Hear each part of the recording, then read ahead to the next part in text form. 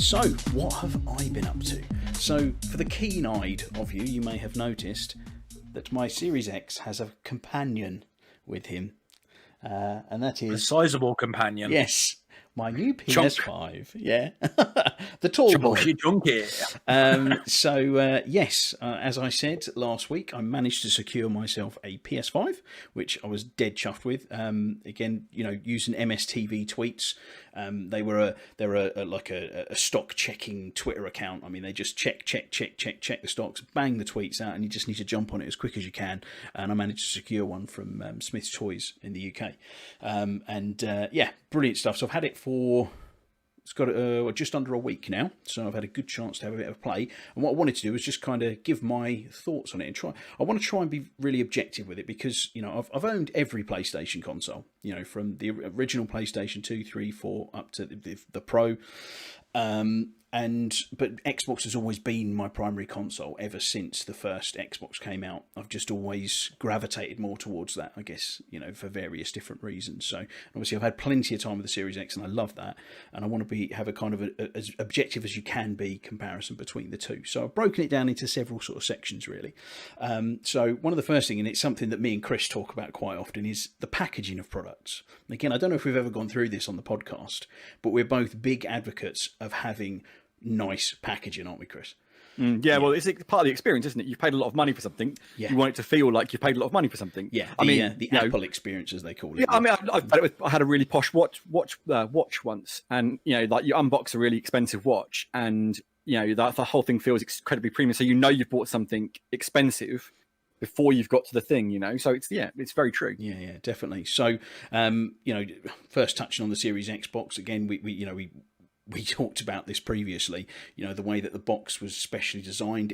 It folded in half, but diagonally across it, and it was sat there with a beautiful logo on it, and it was amazing how it was packaged. PS5, much like the PS4 versus the Xbox One, they haven't really thought about packaging. It's very just functional. Nothing wrong with it. It's perfectly well packed, but it was just like unpacking a DVD player or something. So unfortunately, a bit uneventful there, and it's always a little bit of a, oh well, never mind, because you want a bit more fanfare when you're buying something. But so the packaging was, pretty bog standard. So the physical unit itself, that's the next point I wanted to talk about. Now, again, I'm a big fan of the Series X design. I think it's quite sleek in the way it is. It's quite unassuming. And although it's a big black box, but it kind of just blends into the background. And again, I can't be objective with this because it is just purely a personal opinion. I think the PlayStation 5 is an ugly console. I think it's a horrendous looking console, particularly the disc version. Not so much the digital version, because for me, the disc version, it has the huge bulge out of the bottom where the disc drive, it's like they've gone, we forgot to put a disc drive on it, and they just chucked it on the side of it. Whereas at least this is symmetrical now. And it looks a lot better, but it does still look like a router from 2007, something like that. So it's not the prettiest looking thing. But, from the performance wise of the physical unit, it's quiet. It seems to cool efficiently. I quite like the little base stand, the way that's it's got some quite nice little design ideas in it, where you kind of turn it and it's got like the screws got its own little place where it's tucked away, and you've got like a little stopper pad that's all built into it, so you can tidy it all up, and that's quite nicely done. So, and it does have tiny little PlayStation logos, like the little triangle, X, circle and square dotted all over it, which is really, really cool. So I thought it was a cool touch, to be fair. So that's really, really nice. Overall, I wish it was a bit different, but who knows? There'll be a slim version, might make it look a little bit nicer next time. What I am considering doing is getting the panel sprayed black, which I think would do the world of good to it. It would just not look so garish. Next point I want to say about the UI. So the user interface is a big thing for me. Now it's pretty exciting, the new user interface that they've put in. And again, to sort of compare that with the Xbox have very much gone down, again, I'll say the Apple route, where you buy a new iPhone or a new iPad and it's exactly the same. You get it out of the box, you press the button, you log in, and everything is there. Everything you own, all of your settings, all of the way you set it up, it just ping and it's there. So in terms of usability, it's fantastic. But there's something about having a new console and a new user interface that's exciting. Like when you're trying to find, oh, that's a new feature. Oh, look at that. Oh, wow. And trying to find these new little features. And the PlayStation 5's got a number of them, which is good. So the trophy system I thought was really, really good. So it's actually, when you play a game, you can kind of come down from the game and you have almost like guides to each of the trophies. So it might say you're 40% of the way through this particular achievement, and this is what it's called. And then you can actually go deeper into that. And there might be a video on how to get that achievement, or there may be some guidance and things like that. So that's quite a cool, slick little feature, and it's nice and easy to get to and quick. A bit kind of like how the club system is, I suppose, on the Xbox, but it's just more of an overlay for it. So achievements do that on the Xbox, so you can go in and like check your progress and that. But it's just, I will say this though, it's there, but you have to like navigate through a lot to get to it. So it sounds like PlayStation have made it just smoother, basically. So it's good. Just more right in front of your face, basically. Yeah, that's kind of what they've kind of caught up a bit on that, and just I think improved on it slightly. Yeah, which is good.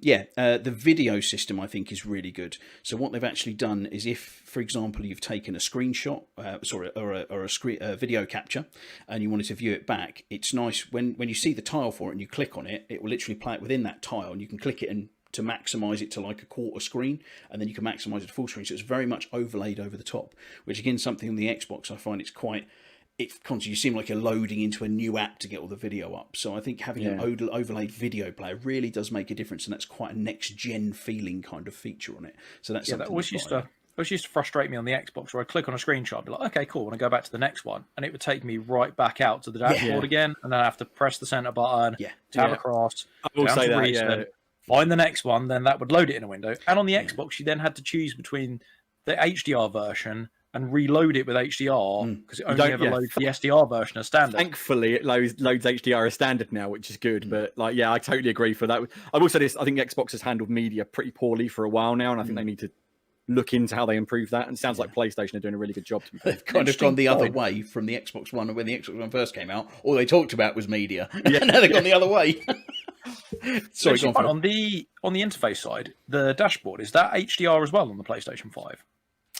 It's native 4K HDR, isn't it? Yeah, it's native 4K HDR, which is one thing that everyone moaned about on Series X. I don't think it doesn't switch, does it, when you go between, unless you're going to a non-HDR product. Whereas on Xbox, the dashboard is natively non-HDR, then you have to switch into HDR depending on the application you're using. What's so stupid though is the dashboard can the dashboard can render in HDR, because when you pop the bride out in an HDR game, it's all in HDR. So it's one of these things where everyone said to Microsoft, why the hell isn't the dash rendering in 4K HDR? Why isn't it doing it? You know, you built the machine that's more than capable. What the hell? I don't understand that one personally. That's just weird for me. But well, it's not something I'd even noticed, to be honest. But it's a very good point, actually. So another very, very cool feature, actually. How much I'd actually use it, I don't know. There may be certain occasions you might use it, but it's just a cool toy if not. You can go into a party with somebody. Say, for example, I was playing Miles Morales, and you're in a party with someone. You can say, oh, check this level out, for example. You can share your screen with them within the party, but you can then hand control over to them, so they can actually control your game from their party and actually just swing around as Spider-Man. It's, it streams at probably 720p. That was what you shared with me across PlayStation, wasn't it? So I could try Miles Morales out, because I've not played the PlayStation Spider-Man game. I should, but I just haven't got around to it. And it was quite cool. I mean, it renders quite low res. It was like 720p, I think. But it wasn't noticeable lag or anything, which I think was really cool. Yeah, potentially quite a good feature if, let's say, I don't know, say you got a kid who's like one of your kids might be struggling on a level, for example. You go, all right, you pass the control over to me, and you could help them with that level and show them how to do it, and then hand the control back. So I could see, like I say, how often you would use that. Probably not a lot, but it is quite a cool little extra feature. Do you remember the controversy the first time around with that? So I think it was like Destiny or something like that they did it with. And basically people would hand control over to someone on YouTube, and they go in and delete all their exotics. Yes. And there was a large news article because there was like kids were being like scammed by YouTubers and Twitchers because they'd be like, "Oh yeah, I'll help you get this achievement. Go in and delete," and before they could get back, because you had to hand back control, all their stuff had been deleted. Oh no way! So this is on the PS4 as well. Then this feature. That was on the PS4. It had that. I didn't feature, even know that. Okay. Yeah. So it's not that new a feature, but I think there's some changes to it in PS5. I think from what I remember seeing when Sony announced it. But yeah, it's just a weird thing you said though. It just made me remember something I wanted to talk about in a pod. Just as it's not a big thing, but I was watching Nintendo's advert for this Mario advert they're doing at the minute, and there was one really heartwarming little bit in it. And I just wanted to mention because you mentioned about handing the control to your kid, taking over and helping your kids. And there's a mum and a son at one point talking about their love of Mario. And she actually says in the advert, she goes, "When you went to bed, we'd sit up and play the next level through and try and figure out where all the mushrooms and things were, so that when you woke up the next day, we could go, why don't you just try this and give you a little help so you could beat it on your own, but not realize that you'd had the help." I was like, oh, that's really sweet. That is, that's great parenting right there. And I was like, the way video games can do such positive things for relationships as well. Definitely. Good thing. It just reminded me when you said this. I thought I'd just mention it. Yeah, no, that's cool. Man. I like that. Cool. What else was So just kind of finalising on the UI. I think overly, it's really nice to have something new and fresh to look at. I don't think it's been overly well thought out in some areas. Again, like a lot of button presses that are unnecessary to get to certain areas. I'm just finding it a little bit higgledy-piggledy, but it's a brand new UI. You go with the Xbox user interface and it's had iteration upon iteration and it's been around for a long time, whereas it's not been out there and tested in the wild, so you're going to need time for them to make improvements and make it better. But really good showing from it. I've been really enjoying that. And then, well, last but not least, the controller obviously is a huge thing and one of the things I've been most excited to try out. And it's definitely by far, hands down, the best PlayStation controller yet. But beyond a shadow of a doubt, absolutely the best PlayStation controller yet. The haptic feedback on it is really cool. If you play the game that comes with it, which is Astro's Playroom, it's a game, but it is a tech demo, and it's designed to show off that controller. That's basically what it's for. You can go from, say you're walking along some metal, and you can feel it going tink, tink, tink, tink, and you can hear it from the little speaker as well on there, and you can feel the tiny little tappy footsteps. And then you jump onto sand, and you can feel the crunch, crunch, crunch under your hands from the little haptics all within the controller. You may jump into like a little jetpack, and when you pull the triggers, that resist and then snap as the jet boosters kick in and fly off. So it's really, really cool little features. When you're playing it within a game, so Miles Morales, for example, is the only PS5, apart from Astro's, the only PS5 game I've got. It's much more subtle. It's just when you fire your webs, it's a very, very light little tiny bit of resistance as it thwips the web out. And then the haptics are it's like a slightly higher definition version of the rumble. So it's a lot more subtle. I'd be really interested to try it in a racing game. Pulling the trigger and feeling that with, braking resistance and stuff like that. And also try it on a shooting game, feeling recoil from a gun could be quite cool. I think, can't you, Call of Duty, I think, has it, because when you run out of bullets, it locks the trigger so that you can't pull the trigger until you reload. Yeah. Okay. Because I was reading like a comments thread about the controller, and a lot of people were like, when I play Warzone, I turn it off. Because they say it's really intrusive, but yet when they play other games, they want that experience on, so they switch it on and off as it. But it's like they say, because in Warzone it can be really if it's jarring for it to snap. I can see that. I think that's not a competitive area.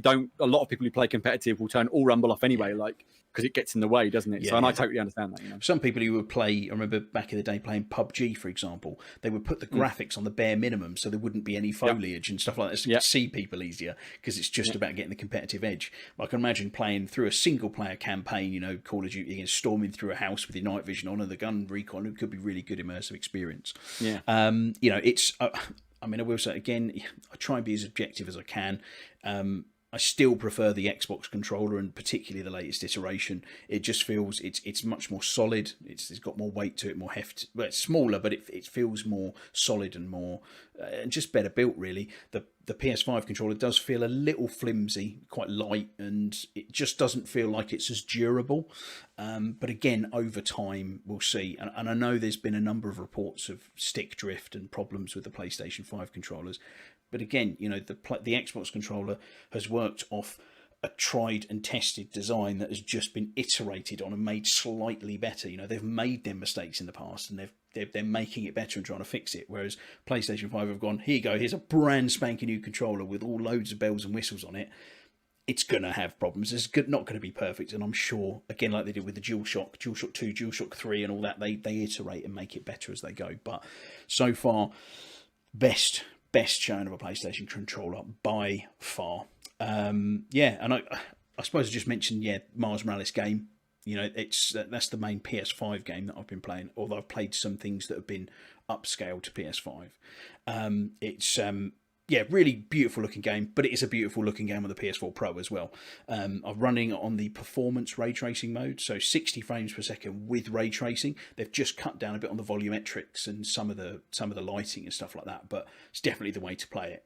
And it's absolutely stunning game, stunning. A little annoyance I've found, and something that's really highlighted a feature that I didn't really think was a feature on the Xbox, is smart delivery. I was kind of like, why are they harping on about smart delivery? Great, you download it, it downloads the right version. Why would you not download the right version? It appears there is a reason they put that in, because it doesn't seem that clear to everybody. The PlayStation 5 is like, I was trying to play Control, because Control Ultimate Edition was last month. It was the PlayStation 5 PS Plus game. Installed it. Luckily, I have fast broadband, so it doesn't take me long to install it. So I installed it, put it on. I couldn't find any of the ray tracing features, couldn't change any of the playthrough. I was like, this just feels like the normal version. I thought, what's going on? So I deleted it, thinking maybe it's not fully set up yet or something. Re-downloaded it, still had the same issue. Then I realised that the game that was claimed from the store was the PS4 version, not the PS5 version. Although they're intrinsically linked, but you can download the wrong version. I know a friend of mine who's got a PS5 had done that with Destiny 2, had managed to download the PS4 version somehow, not the PS5 version. I don't know how on earth you managed to do that. Maybe did it for an app or something. It boggles my brain that this is not something that just naturally happens. I think you had an issue with something like that, Phil, didn't you, as well? I had an issue with... I can't remember now. It was ages ago. What did I have? It was one of the games I had an issue with. Yeah. It was another. But you know, it's a thing like but that. That was on the older PS4. That was on the Pro. I think I had the issue. Oh, was it? Oh, okay, yeah. On the Pro. It was on the PS4 Pro that I had an issue with. Yeah, but it's one of those. Yeah, it's a daft little thing that was really frustrating. And also, I fired up a game that Days Gone that I played on my PS4. I was like, why is it making me start again? Ghost of Tsushima, it's making me start again. I purposefully went into the PS4 Pro, and again, this is another crazy thing, because I game share with Phil. His console is set as my home console, so we do our game sharing. I can't set up to automatically upload my save games to the cloud. Won't let me do it. So I have to manually upload them. So I thought, right, I'm going to upload my saves manually, so they're all there when I set up my PS5. Fired the PS5 up, no save games. I had to go in and manually download my saves. It's like having Dropbox in your console. And again, I suppose that's an absolutely fine function, but when you think to the Xbox, where it is, again, I'll go back to an Apple kind of, product, the way they do things, which is just, you sign in, turn it on, it's just done. Everything's there. It just works. It's so much better thought out. And I guess that's because it's coming from Microsoft, and they're a software company, aren't they? And it makes a huge difference. But I guess that's kind of sorry, I've waffled on for probably about 15 minutes there about it, but it's comprehensive, mate. It's just, I wanted to kind of, like I say, be as honest as I could about it. I mean, I'm loving playing with it. It's a great console, and it's nice just to compare between the two. But I mean, Chris, have you got any questions about anything, or? I think you've covered it fairly well, mate. I was wondering how you were going to find like the data transfer and things, because I've read so many reports of people like being, like frustrated. It's mainly, the weird thing about that is people who have never had an Xbox and done the Xbox transfer from, like, say, one to the other, where you just literally plug it in, sign in, done. Other than downloading your stuff, obviously everything's just instant, and if it's on a hard drive, you don't even have to bother downloading it, it's just done. That sort of experience is so good that if you've never had that experience and you have to do the whole manual transfer, you just think that's how it works. Yet the people who've had both consoles, like yourself, will just constantly say, God, Sony's unboxing experience is woeful compared to Microsoft's. So I was quite interested to see how you handle the save transfers and things like that. Because I know that one of the big, I think it was Paul Tassi, one of the bigger games journalists, he had a nightmare moving his data from his PS4 Pro to his PS5. It took forever because he was doing it like via the cables. And apparently, like almost everyone said, that is just a horrible experience to manually to do it via the cables. So yeah, very weird. But yeah, I think overall, I think you covered most of the stuff. Like the controller sounds interesting. I'm quite surprised to hear your take on the fact that it feels not Donnie used the word flimsy, but it doesn't feel solid. It looked like a really solid controller to me. So I was quite surprised to hear you say that it doesn't feel it's bad. not flimsy. It doesn't feel bad, but then I'd pick that up and then I pick the Xbox One back up again, and it just feels like you could. So it feels like you could break a door down with the Xbox One. Do you know what I mean? It's like. I was going to say, so just as a reference, you're always talking about a standard Xbox controller, not an Elite controller. Yeah. So the standard Series X controller. Yeah, the other thing I was going to say is as well, like it's very much like when you look at the like you were saying, like, and I thought when you were saying about the looking word phrase, the Xbox controller is very dense now. Like it's really crammed into this chassis. Dense is a good word, yes. But that's a really great way to describe the Series X as well. The Series X is a very dense console. That thing is compact and and it feels like you pick it up and it's there. Do you know what I mean? And I know that the PlayStation 5 is obviously a much bigger unit, so I'd imagine it doesn't feel in that way as it's probably still big and it's still heavy, but I can't imagine it has that same kind of heft that the Series X has, because it's not as dense essentially. Well, there's just to go on from what you're saying there. Actually, a perfect example is I've obviously unplugged both of them from downstairs to bring them up and have them behind me for the podcast. So when I bring the PlayStation up, it's you get that plastic squeak on stuff where you pick something up and you can feel the plastic kind of rub it against each other. It's not like it's twisting or anything, but you pick that up, but it's like. Picking the Xbox was like picking a breeze block up. It is completely solid. It doesn't make so it's much better built. And I think you could see that from the teardown videos. You watch the Xbox teardown videos versus the PlayStation one. There's a lot of plastic in the PlayStation one. They've tried to keep that design cost right down with it, haven't they? I was always really surprised whenever I saw like how well engineered the Xbox was, and that's not take away from what Sony have done, but the level of engineering in a Series X, I was like, bloody this is really impressive what they've done. They've really thought about this, and like how they get it into such a small box. It's crazy. But it sounds like the PlayStation's a really nice machine, to be fair. If I had more of a desire to get one, I'd probably jump on one, but there's just not enough on there for me. Again, not that it's a bad console, just I've got everything I need in my Xbox and I'm happy there. Like it would be pointless to a degree. Yeah, it's purely I use it for exclusives, and Sony have got some fantastic exclusives that I don't want to miss out on. I loved my God of War experience. I'm really enjoying playing Days Gone. Ghost of Tsushima's really good fun, and Ghost and God of War were the two that the only two games from the last generation where I'm really sad that I missed out on. Like, God of War two I really want to play. Is just it's fantastic.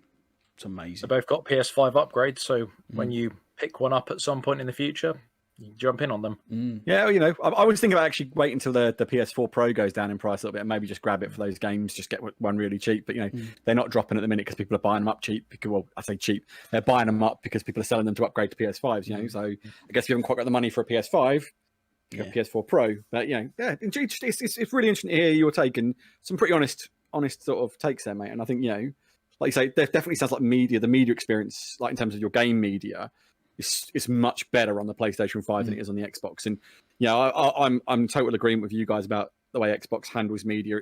It does it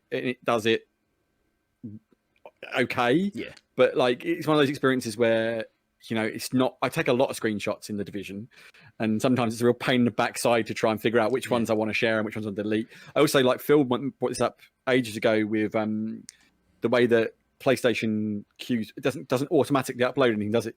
Phil? If you were saying no, it just sits on the hard drive. Yeah, that kind of annoys me about Xbox. At first, I was like, "This is brilliant, all my screenshots gone." Until you start taking a lot of screenshots, and then you realise that suddenly you've filled your entire cloud storage space with crap because you didn't realise it uploaded. Plus, the other thing is, if you're in the middle of a game and you've got crappy broadband like me, you take a screenshot, it starts uploading, it can really ruin your game experience. You get lag spikes and all this sort of stuff, and it's like. We know who has that problem, Craig, and has had to empty his cloud storage on his Xbox numerous times. Yes, the infamous Julian, who was on an early episode of the podcast, takes more screenshots than David Bailey. Honestly, it's ridiculous.